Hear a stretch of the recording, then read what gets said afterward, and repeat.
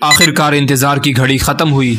अब वो वक्त आ गया है कि जब हमें अर्तुगरुल गाज़ी का किरदार निभाने वाले एंगिन अल्तान तुर्की के एक नए तारीखी ड्रामे बारबरोसलार बुहैरे रूम की तलवार में देखने को मिल रहे हैं, जिसका पहला एपिसोड रिलीज़ कर दिया गया है। प्यारे दोस्तों, आज की इस वीडियो में हम इसके पार्ट 1 के बारे में बात करेंगे। वीडियो में आगे बढ़ने से पहले तमाम दोस्तों से रिक्वेस्ट है कि बारबरोसलार ड्रामे को उर्दू में देखने के लिए अपने चैनल यानी इन्फो गाइडेंस को सब्सक्राइब कर लें। तो चलिए शुरू करते हैं। दोस्तों, एपिसोड के आगाज़ में हमें एक बुज़ुर्ग को दिखाया जाता है जो एक नक्शा बना रहे होते हैं और उनके अल्फाज कुछ यूँ होते हैं। कहा जाता है कि वो समंदर जिसे अरब बहरे मुतवस्सित और तुर्क बुहैरे रूम कहते हैं, वो समंदर जिसने बादशाहों के ताज और सुल्तानों के तख्त निगल लिए, यहाँ तक कि यूनानी हुक्मरान और कैसर रूम वहाँ पकड़े गए और लुटेरों के गुलाम बन गए। वहीं दूसरी तरफ दुनिया के दूसरे कोने से आने वाले कुछ घुड़सवारों को इस जंगली समंदर का सामना करना पड़ा, लेकिन उन्होंने इस समंदर को एक इफरीत और राक्षस नहीं बल्कि माँ की गोद समझा। उन्होंने एक एक करके समंदरी जजीरों के किलों को फतह करना शुरू किया। लड़ने वाले घुड़सवारों में से एक ने इन जजीरों पर रहना शुरू कर दिया और फिर वो 4 लड़कों का वालिद बन गया। जो लोग हकीकत नहीं देख सके वो कहने लगे कि जिस समंदर ने हजारों रियासतों को निगल लिया, उसके सामने 4 लड़के क्या हैसियत रखते हैं। ऐसा कभी नहीं कहना चाहिए। 4 भाई जिन्होंने आफतों के तूफान का रुख किया और उन्होंने तूफान को रोका, आंधी को जंजीर डाली और दरियाओं पर मुहर लगा दी। इन्होंने समंदर को झुका दिया जिससे हर कोई इनके सामने घुटने टेक गया। उन्होंने समंदर में अपना खून बहाया और समंदर के साथ खून का रिश्ता कायम कर लिया। पहला भाई जो कश्ती रानी पर गया उसे बाबा उरूज कहा जाता था और बरसों बाद ये भाई बारबरोसा के नाम से मशहूर हुए। लेकिन इनके पास अब भी वक्त था कि यह समंदरी लुटेरे बने या सुल्तान। एक मशहूर गुमनाम कहानी यहाँ से शुरू होने वाली है।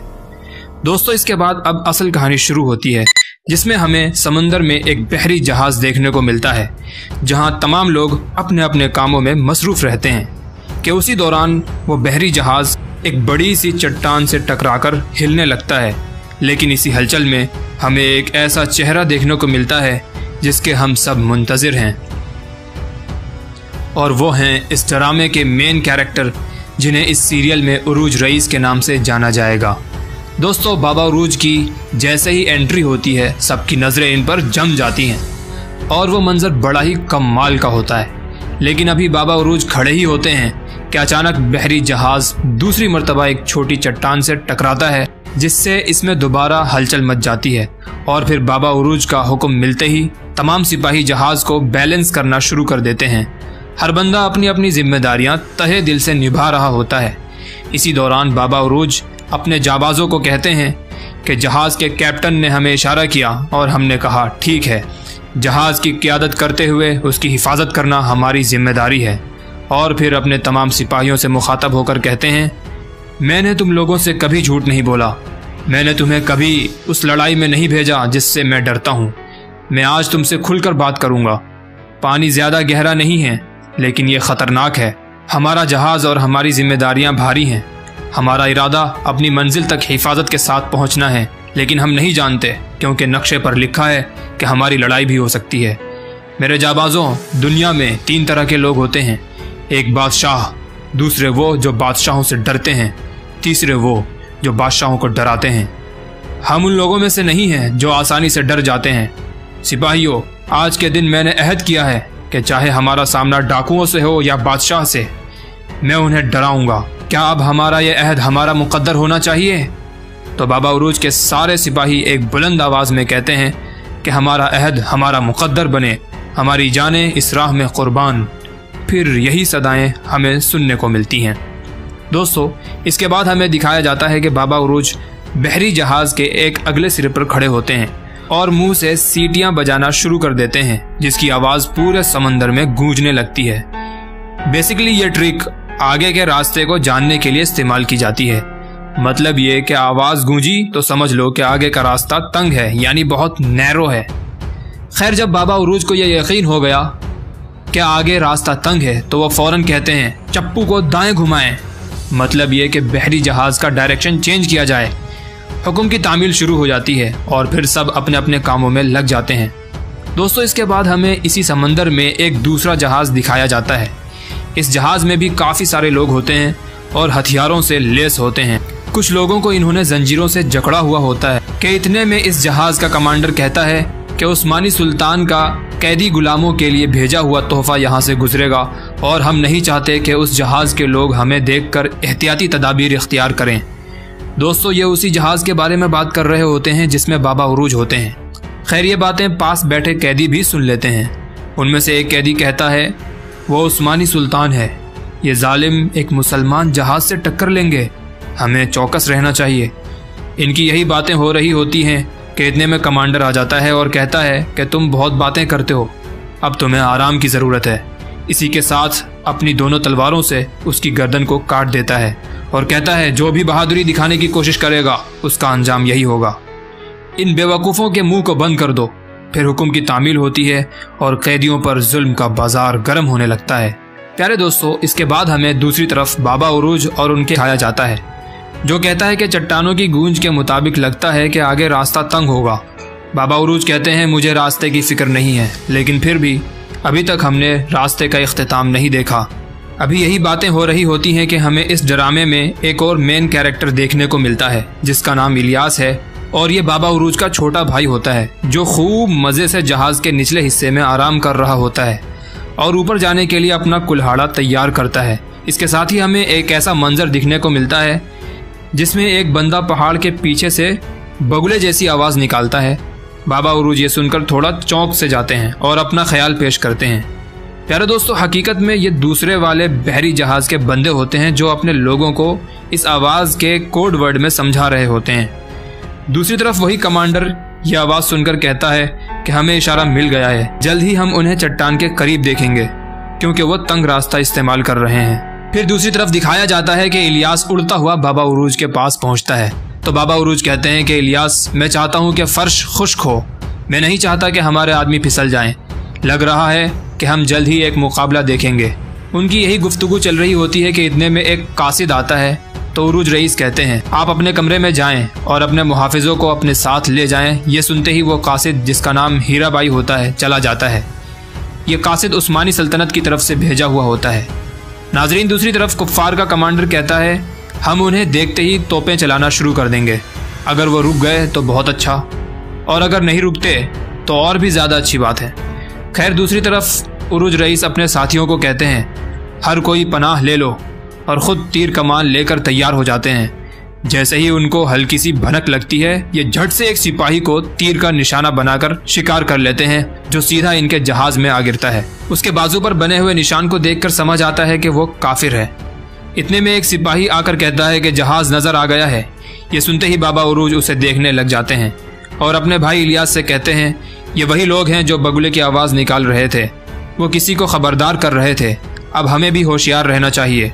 दोनों जहाज़ बिल्कुल आमने सामने होते हैं। एक अजीब कशमकश का माहौल होता है।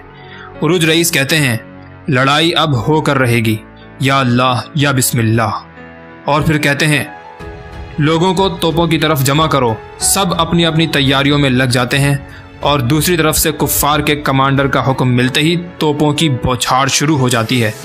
उरूज रईस बार बार एक ही बात कह रहे होते हैं, इंतज़ार करें, इंतज़ार करें। दुश्मन की गोलाबारी जारी होती है। सब इसी कश्मकश में होते हैं कि कब हमें हुक्म मिले और हम भी उन पर गोलाबारी करें। जब दोनों जहाज़ एकदम आमने सामने आ जाते हैं, तब बाबा उरूज का हुक्म मिलते ही दुश्मनों के परखच्चे उड़ना शुरू हो जाते हैं और फिर बार बार उरूज रईस के हुक्म से दुश्मनों पर गोलाबारी शुरू हो जाती है, जिससे कुफ्फार हमेशा की तरह इस बार भी पसपा होना शुरू हो जाते हैं। बिल्कुल अजीब सा समा होता है और फिर बाबा उरूज कहते हैं, हथियार ले आओ, लड़ने का वक्त आ गया है। इसके बाद तीरों के वार और तोपों की बौछार दुश्मनों पर लर्जा तारी कर देते हैं और फिर आखिरकार एक वक्त आता है जब दोनों जहाज एक दूसरे से टकरा जाते हैं और रस्सियों के जरिए दुश्मन इनके बहरी जहाज में घुस जाते हैं। फिर जो होता है वो कमाल का होता है, आप खुद देखिए।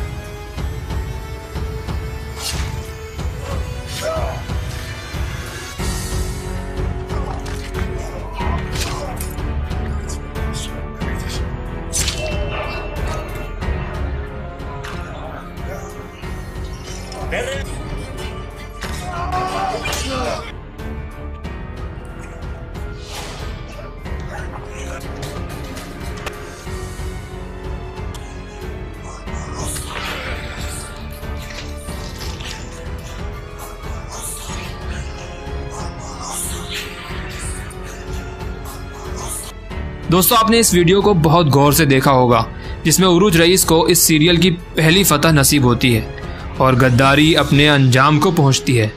दोस्तों फिर इसके बाद हमें मैथिली का शहर दिखाया जाता है जिसमें हमें इस ड्रामे का एक और अहम किरदार देखने को मिलता है जिसे इस सीरियल में इसहाक नाम से पुकारा जाएगा। प्यारे दोस्तों यह अपने भाई खिजर रईस के इंतज़ार में होता है कि वो कब वापस आएगा और उसकी राह देख रहा होता है। इसके साथ इसकी बीवी भी इंतज़ार में होती है और इसी कश्मकश के दौरान हमें एक बहरी जहाज़ देखने को मिलता है जिसमें इस ड्रामे का एक और अहम किरदार जिसे इस सीरियल में खिजर रईस के नाम से पुकारा जाएगा वो इसी जहाज़ में होते हैं।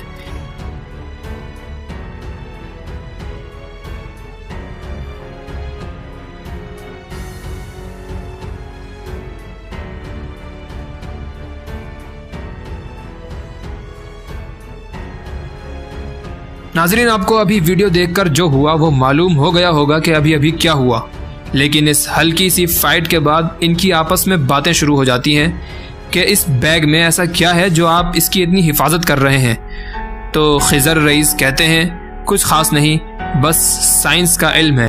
और इसी के साथ इसहाक आगा को खिजर रईस का जहाज़ आता हुआ दिखाई देता है। फिर सब की खुशी का कोई ठिकाना नहीं रहता और आखिरकार वो वक्त आ जाता है जब खिजर बहरी जहाज़ से उतरता है तो उसके भतीजे लपकते हुए उसके पास आते हैं। खिजर रईस उनको तोहफे देता है और ये भी खुशी के पल होते हैं। फिर अपने बड़े भाई यानी इसहाक आगा से मिलता है, फिर साथ ही साथ अपनी भाभी से मिलता है और कुछ गुफ्तगू के बाद खिजर कहता है भाई अब मैं आपके साथ रहना चाहता हूँ। तो इसहाक आगा कहते हैं कि मुझे ये मालूम था, मुझे हमेशा से मालूम था कि तुम उरूज और इलियास जैसे नहीं बनोगे। दोस्तों ये चारों भाई की कहानी है, बड़ा मज़ा आने वाला है, बस बने रहिए हमारे साथ। दोस्तों हो सकता है पहला एपिसोड होने की वजह से काफ़ी चीज़ों को समझना मुश्किल लगा होगा, मगर फिर भी हम उम्मीद करते हैं कि आप दोस्तों को ये एपिसोड ज़रूर पसंद आया होगा। इस एपिसोड का दूसरा और तीसरा पार्ट भी जल्द अपलोड किया जाएगा। मिलते हैं इसी फर्स्ट एपिसोड के नेक्स्ट पार्ट में। Take care.